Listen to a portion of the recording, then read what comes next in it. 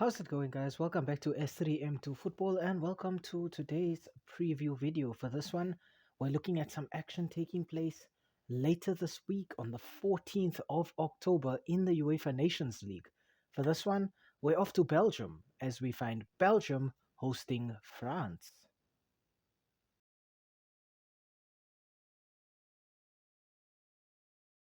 We start off our team analysis with Belgium. The last few fixtures for Belgium have ended in one win, one loss, and one draw. Their last match was a 2-2 draw away at Italy earlier this week. In these last few fixtures, Belgium have scored 5 goals but also conceded 5 goals. So getting goals but also conceding too many as well. The first player I've got to talk about for Belgium has got to be Aston Villa's centre mid, Yuri Tillemans. In 73 appearances for his national team, Tillemans has scored 9 goals and contributed 10 assists. With Yuri Tillemans, we have a central midfielder who's very good at pressing and winning the ball back. He's very good at distribution, and his passing range is also very, very good. Next up, I want to talk about Arsenal left winger Leandro Trossard. In 38 appearances for his national team, Trossard has scored 10 goals and contributed 5 assists. With Trossard, we have a winger who has great ball control, he's very quick, and he's very creative from those positions out wide as well. And finally, I want to talk about Atalanta attacking midfielder Charles de Ketelaere. In 19 appearances for his national team, De Ketelaere has scored just 2 goals.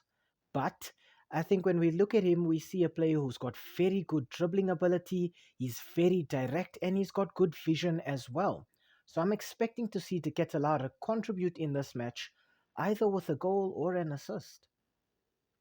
In terms of injuries for Belgium, they're still missing important central midfielders, players like Amadou Onana and Kevin De Bruyne, as well as an important centre forward like Romelu Lukaku. Nevertheless, I think coach Domenico Tedesco is still going to line his team up with that classic 4-2-3-1 formation. The double pivot will be used just to give them a bit of control in the game, but we're going to see Belgium playing a patient, passing, possession style of football with very, very offensive wingers.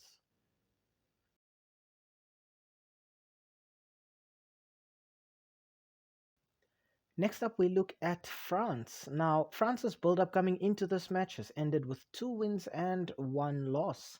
Their last match was a 4-1 win away at Israel earlier on this week. In these last few fixtures, France have scored 7 goals and conceded 4 goals. So, yes, France are conceding goals, but they're scoring enough to be getting results as well.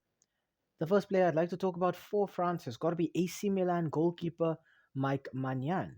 With 25 appearances to his name, Maignan has conceded 16 goals and kept 14 clean sheets. With Mike Maignan, I think we have a goalkeeper who is agile, who's got great reflexes, and he has a safety first approach to the game. Next up, I want to talk about PSG left winger Ousmane Dembele. In 52 appearances for his national team, Dembele has scored 6 goals and contributed 4 assists. A player with that kind of speed, creativity, and two-footedness is bound to score or assist in this match. And finally, I want to talk about AC Milan left back Theo Hernandez. In 35 appearances for his national team, Theo Hernandez has scored 2 goals and contributed 9 assists. With Theo Hernandez, we have a left back who's got tons of pace, tons of stamina, and very good passing range. But he's able to operate both as an offensive defender and a defensive one as well. In terms of injuries, France are still missing important centre backs, players like Lucas Hernandez and Dayo Upamecano. Up front, I think we still won't be seeing Kylian Mbappe, and with Antoine Griezmann having announced his international retirement, I don't think he'll be featuring for the national team anymore. Nevertheless, Didier Deschamps can still go out and line his team up in their classic 4-3-3 formation. He'll be looking to use his wingers with all of that pace to just outrun and outlast the opposition defenders. France will be looking to attack at pace and to just hit the opposition on the counter as frequently and as efficiently as they possibly can.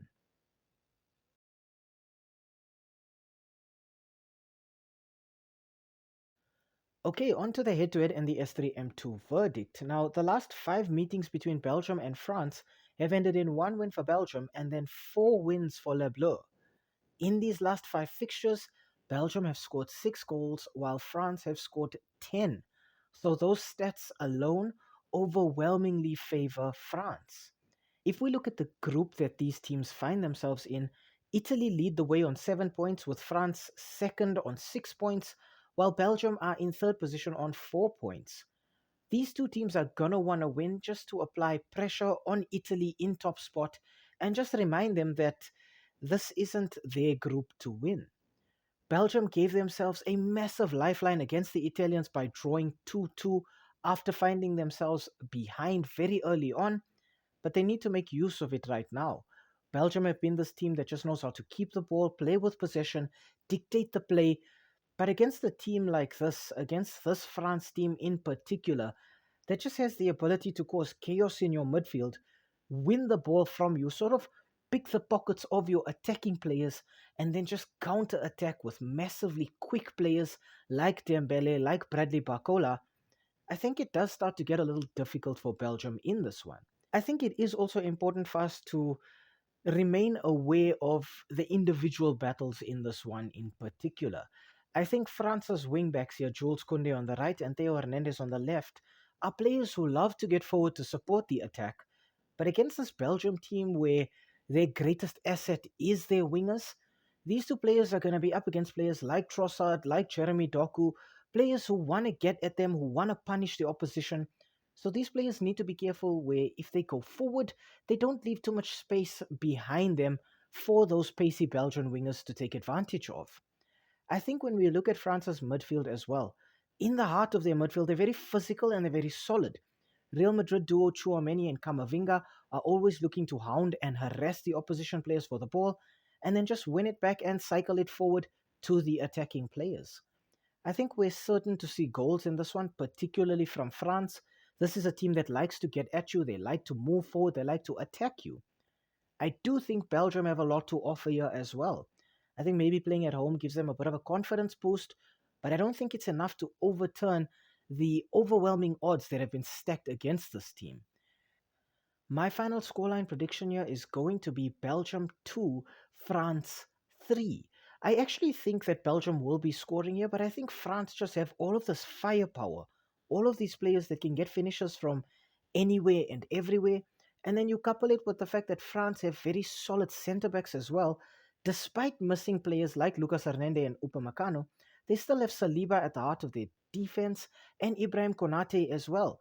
So France are definitely not lacking any important players, or at least they don't have vacancies in those positions. If players are out, they have players to replace them. And I think France have enough quality, both individually and as a unit, to be able to see themselves over the finish line in this one.